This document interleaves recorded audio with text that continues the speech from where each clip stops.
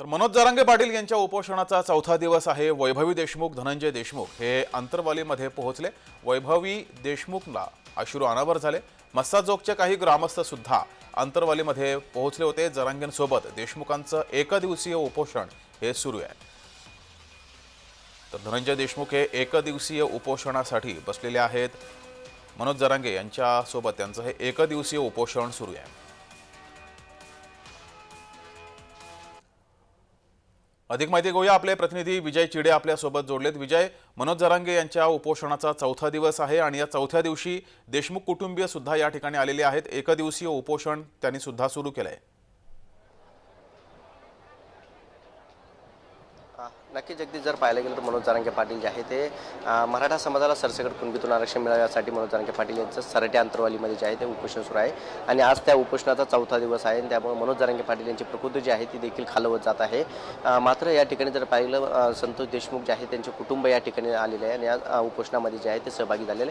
काल रात्रीपासून संतोष देशमुख जे आहे ते यामध्ये सहभागी झालेले। आज जर पाहायला गेलं त्यांची पुतणी, आई आणि बहीण जे आहे ते देखील या ठिकाणी दाखल झाले। त्यांचा पुतण्या देखील या ठिकाणी आलेला आहे। मनोज जरांगे पाटील यांची त्यांनी भेट देखील घेतलेली आहे। मनोज जरांगे पाटील यांना भेट घेतात जर पाहिलं तर देशमुख कुटुंबांचे अश्रू जे आहे ते अनावर झालेचं आपल्याला पाहायला मिळालं होतं। वैभवी देशमुख जे आहे त्यांचे देखील अश्रू जे आहे या ठिकाणी अनावर झाले होते। त्यामुळे आता मनोज जरांगे पाटील यांची प्रकृती जी आहे ती खालवत जात आहे। आज उपोषणाचा चौथा दिवस आहे। मनोज जरांगे पाटील यांनी आतापर्यंत पाणी देखील घेतलं नव्हतं। मात्र देशमुख कुटुंबांनी तब्बल 1 तास आग्रह केल्यानंतर मनोज जरांगे पाटील यांनी 2 घोट जे आहे ते देशमुख कुटुंबांच्या हस्ते पाणी पिले। त्यामुळे आता मनोज जरांगे पाटील यांची प्रकृती जी आहे ती कुठेतरी खालवत झालेली पाहायला मिळत आहे। त्यामुळे आता वैभवी देशमुख आहे आणि देशमुख कुटुंब जे आहे ते या ठिकाणी आलेच आपल्याला। मात्र विजय, या देशमुख कुटुंबियांशी बातचीत होऊ शकते का? देशमुख कुटुंबीय माध्यमांसमोर बोलू शकतात?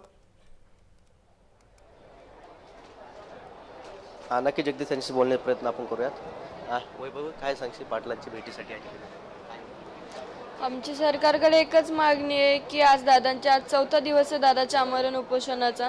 दादाची तब्येत आज खूप खालावली आहे। आज आम्हाला त्यांच्याकडे बघून दुःख होते। आज आम्ही तर आमच्या वडिलांना वाचवू नाही शकलो, पण आम्ही दादाला काही होऊ नाही देणार। फक्त आमची सरकारला एवढीच विनंती आहे की जे दादांचे आरक्षणाबाबत जे काही प्रश्न असतील ते लवकरात लवकर सरकारने त्यांच्या प्रश्नाला उत्तर द्यावं आणि लवकरात लवकर आरक्षण मिळवून दादाचं हे उपोषण आहे ते लवकरात लवकर थांबवावं। पाणी घेण्याचा आग्रह जो आहे तो पाटलांनी केला होता। 2 घोट पाणी त्यांनी प्यालेलं आहे। मात्र आता काय मागणी असणार आहे नेमकी पाटलांकडे? दादांकडे मागणी हीच आहे की दादांनी थोडंसं सलाईन घ्यायला पाहिजे आणि जे आमरण उपोषण आहे, जर आपल्याला आरक्षण मिळून जर दादाच राहणार नसतील तर काय करायचं? म्हणून आम्हाला दादाला ठेवायचं। दादाकडे सुद्धा एकच मागणी आहे की दादा तुम्हीच फक्त सलाईन घ्या। बघितलं जगदीश, नक्कीच जे आहे वैभवी देशमुख विजय, वैभवी स्टेजवर आहे, मात्र धनंजय देशमुख हे उपोषणाला कुठे बसलेले आहेत? त्यांच्यासोबत काही बातचीत होऊ शकते? नक्की जगदीश, जर पाहिलं गेलं तर विजय यांचा आवाज आपल्यापर्यंत पोहोचत नाहीये। विजय यांच्याकडे पुन्हा एकदा आपण जाऊच। मात्र हे अंतरवाली सराठे येथील दृश्य आहेत। धनंजय देशमुख हे सुद्धा एकदिवसीय उपोषणाला बसलेत। तर धन्यवाद विजय, दिलेल्या या माहितीबद्दल। पुन्हा एकदा आपण त्यांच्याकडे जाऊच।